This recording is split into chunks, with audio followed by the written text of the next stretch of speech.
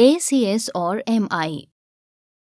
तीव्र coronary syndrome या acute coronary syndrome या ACS हृदय में रक्त प्रवाह के कम होने या रुकने से होने वाली एक या उससे ज्यादा स्थितियों को कहते हैं, जिसे हृदयाघात या मायोकार्डियल इंफार्क्शन या MI होता है।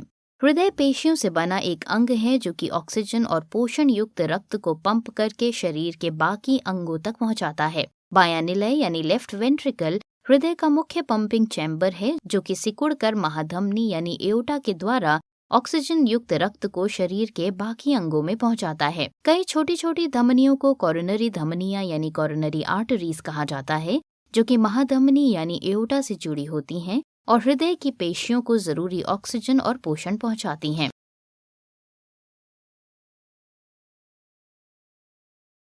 तीव्र कोरोनरी सिंड्रोम यानी एक्यूट कोरोनरी सिंड्रोम में कोरोनरी धमनियों यानी आर्टरीज के द्वारा रक्त प्रवाह रुकावट आती है। सामान्यतः इसका कारण अथेरोस्क्लेरोटिक प्लाक, किसी कोरोनरी धमनी यानी आर्टरी में ऐंठन या कोरोनरी धमनी यानी आर्टरी का फटना होता है। कोरोनरी धमनियों में लगातार फैटी प्लाक के जमने के कारण धमनियों के अंदर रास्ता संकरा हो जाता है, जिससे अथेरोस्क्लेरोसिस होता है। इस प्लाक के फटने या टूटने पर रक्त का थक्का यानी ब्लड क्लॉट बन जाता है, जिससे उस कोरोनरी धमनी में रुकावट पैदा हो जाती है। रक्त के थक्के यानी ब्लड क्लॉट कोरोनरी धमनी यानी आर्टरी में रुकावट की सबसे आम वजह है।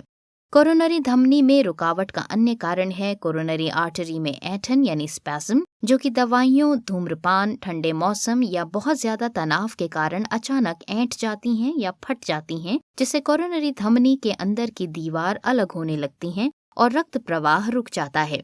किसी भी कोरोनरी धमनी में इस तरह की रुकावट से हृदय में ऑक्सीजन और पोषण नहीं पहुंच पाता, जिससे हृदय की पेशी मर जाती है और इस स्थिति को मायोकार्डियल इंफार्क्शन कहते हैं।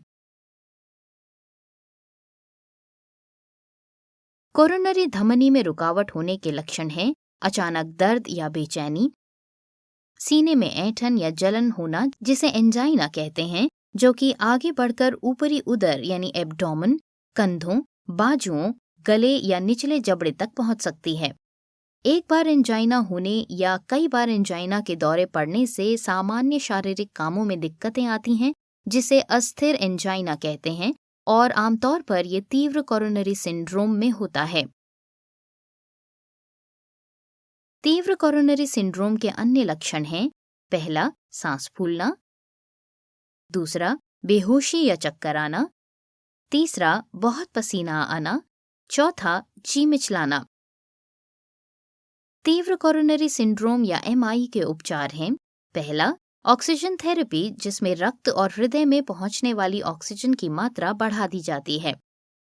दूसरा, एस्पिरिन या एंटीप्लेटलेट थेरेपी, जो कि रक्त के थक्के यानी ब्लड क्लॉट बनने से रोकती है। थ्रोम्बोलिटिक थेरेपी, जैसे कि TPA या स्ट्रेप्टोकाइनेज द्वारा पहले से बने रक्त के थक्कों को तोड़ना। चौथा, नाइट्रोग्लिसरीन और मॉर्फिन से कोरोनरी धमनियों को आराम देकर दर्द में राहत पहुंचाना। पांचवा, बीटा ब्लॉकर्स, जो कि हृदय की गति को धीमा करके ऑक्सीजन की जरूरत को कम करते हैं। छठा, कोरोनरी एंजियोप्लास्टी। ये एक हस्तक्षेप प्रक्रिया यानी इंटरवेंशनल प्रोसीजर है, जिसमें एक छोर पर गुब्बारा लगी पतली नलिका या ट्यूब को अवरुद्ध या संकुचित कोरोनरी धमनी के अंदर डाला जाता है। अंदर जाने पर यह गुब्बारा फूल जाता है और धमनी को खोल देता है।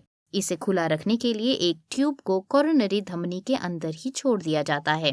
सातवां, कोरोनरी धमनी बाईपास ग्राफ्टिंग या CABG, जिसे कैबेज कहा जाता है, एक शल्य प्रक्रिया है जिसमें हृदय में रक्त प्रवाह वापस शुरू करने के लिए शरीर के दूसरे हिस्से से रक्तवाहिका के एक टुकड़े या कृत्रिम ग्राफ्ट द्वारा अवरुद्ध कोरोनरी धमनी की जगह दूसरा रास्ता बनाया जाता है।